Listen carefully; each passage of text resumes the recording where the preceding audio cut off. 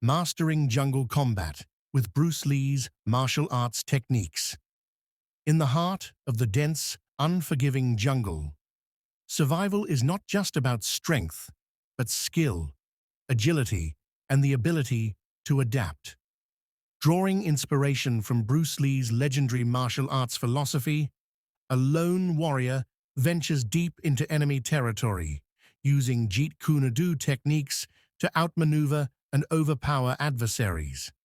Blending speed, precision, and strategy, he applies Lee's teachings, fluid motion, explosive strikes, and unshakable focus to navigate treacherous terrain and face relentless foes. Every encounter is a test of reflexes and adaptability, proving that true mastery comes not from rigid styles, but from embracing change and using the environment as a weapon. In the ultimate battle for survival, will the warrior's training and Bruce Lee's wisdom be enough to conquer the dangers of the jungle? Mastering jungle combat with Bruce Lee's martial arts techniques deep in the heart of the jungle, where danger lurks behind every twisted vine and towering tree, a lone warrior moves silently through the shadows. The air is thick with humidity, the scent of damp earth mingling with the distant calls of unseen predators.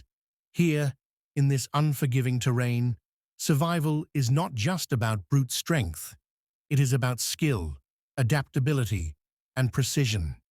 And no martial artist understood that better than Bruce Lee. The warrior's journey. The warrior, a highly trained operative named Kai, was sent on a mission deep into enemy territory. A classified dossier held only a single objective: retrieve crucial intelligence and make it out alive. However, the dense jungle, riddled with hidden threats, was a battlefield unlike any other. This was not a place for conventional combat. Firearms could give away his position, and brute force alone wouldn't be enough. He had to rely on something more, something fluid, instinctual, and adaptable. Kai had studied Bruce Lee's Jeet Kune Do for years, absorbing the philosophy that combat should be formless, like water, capable of adapting to any situation. In the jungle, this wisdom became his greatest weapon. Every vine, branch, and stone became a tool. Every movement was calculated, yet unpredictable. The ambush, as he advanced through the thick undergrowth, he heard it.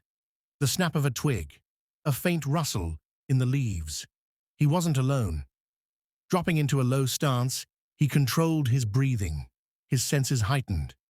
The philosophy of Jeet Kune Do was clear: anticipate, react, and strike without hesitation. A masked enemy soldier lunged at him from the trees, wielding a machete. Kai's training kicked in, be like water. He sidestepped effortlessly, allowing the attacker's momentum to carry him forward. In a single fluid motion, Kai's hand shot out, striking a pressure point at the base of the soldier's neck. The enemy collapsed, unconscious before he hit the ground.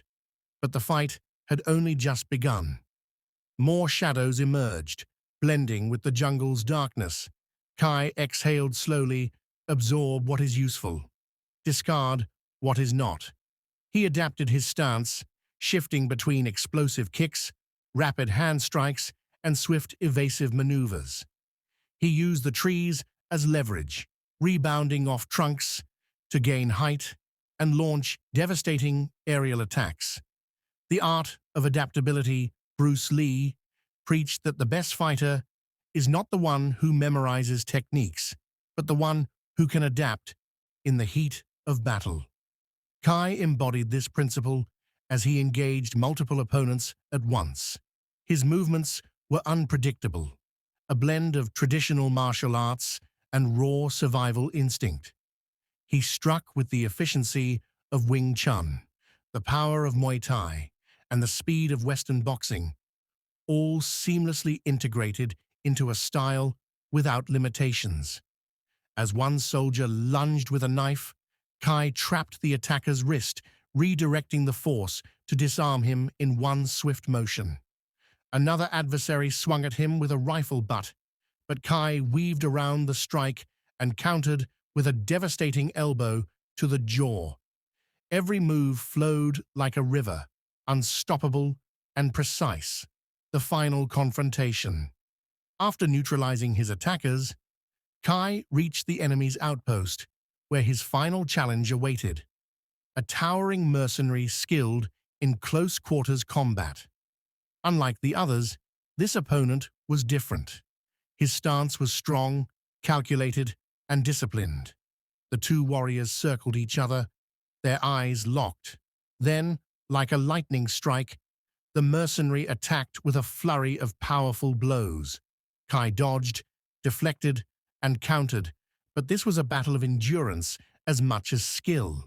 He recalled Bruce Lee's philosophy, using no way as way, having no limitation as limitation. He stopped reacting to his opponent's rhythm and started controlling the flow of combat. Instead of engaging force with force, he became unpredictable. A feint here, a sudden sidestep there, a strike aimed high, but landing low. The mercenary faltered, unable to read Kai's movements. In the final moment, Kai launched a spinning back kick, sending his opponent crashing into the jungle floor. Victory, the legacy of Bruce Lee as dawn broke over the jungle canopy. Kai completed his mission. The enemy was defeated, the intelligence secured, and his body, though bruised, remained unbroken. He had survived, not just through strength, but through adaptability, precision, and mastery of motion. Bruce Lee's teachings had proven invaluable once more. Be like water. In the ever-changing chaos of combat, the ability to adapt and flow was the ultimate weapon. As Kai disappeared into the misty depths of the jungle, he knew that he carried not just the legacy of a mission accomplished, but the spirit of a warrior who had mastered the art of combat. The way of Bruce Lee. Mastering jungle combat with Bruce Lee's martial arts techniques. Deep in the heart of the jungle, where every step is a calculated risk and survival depends on instinct. A lone warrior moves with silent precision. Towering trees form a dense canopy, filtering the sunlight into eerie beams that cut through the mist. The ground is a treacherous mix of tangled roots and damp earth, hiding unseen dangers, venomous creatures, hidden traps, and relentless enemies who know no mercy. Here, in the unforgiving wilderness, brute force alone is not enough. Strength must be paired with agility, intelligence, and adaptability. And no martial artist understood that better than Bruce Lee. His philosophy of combat, fluid, efficient, and free from unnecessary movements, was designed for survival in any environment. Jeet Kune Do, the way of the intercepting fist, was not just a fighting style. It was a mindset, a way of being. The warrior's mission, Kai, a highly trained operative, was sent into enemy-occupied jungle territory with one objective: retrieve a critical intelligence dossier and make it out alive. But the jungle was not just a battleground. It was a living, breathing adversary. The thick foliage provided both cover and concealment, making it as much a weapon as the blade strapped to his thigh. His mission required stealth, speed, and adaptability, qualities that Bruce Lee's teachings had ingrained in him. There was no room for hesitation. Be like water, he reminded himself as he navigated the treacherous terrain. Then, a sound, the snap of a twig, the rustle of leaves where there should have been silence. The ambush Kai's muscles tensed as he melted into the shadows, his breath steady, his mind clear. Movement ahead, figures advancing, weapons drawn, an ambush. The first attacker lunged from the foliage, a machete slicing through the humid air.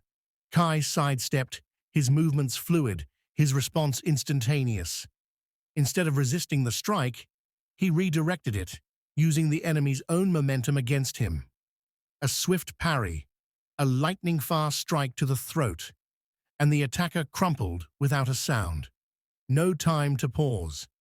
More enemies emerged, their presence blending with the jungle's darkness. Kai exhaled, embracing the unpredictable nature of the fight.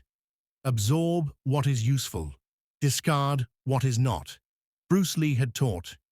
He let go of rigid patterns, moving with the ebb and flow of battle. A second assailant charged, wielding a rifle as a club. Kai ducked, feeling the rush of air as the weapon narrowly missed his head. He countered with a low, sweeping kick, knocking his opponent off balance before delivering a precise strike to the temple. The man fell, unconscious before he hit the ground. More enemies, more movement. The battle became a dance of survival, where hesitation meant death. Kai used everything around him, the trees, the vines, even the muddy terrain, to his advantage. He rebounded off a fallen log to gain height, launching a devastating knee strike.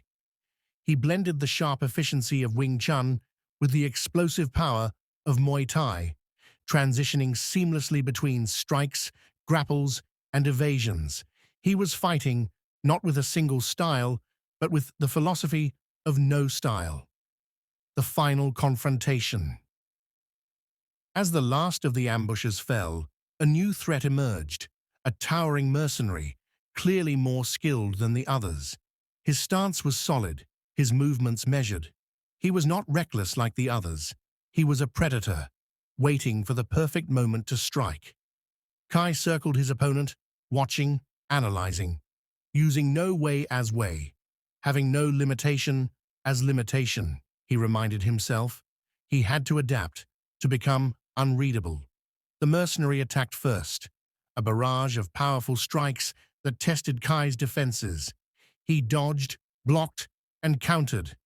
But the fight was a test of endurance as much as skill. He needed to change the rhythm, to break his opponent's flow.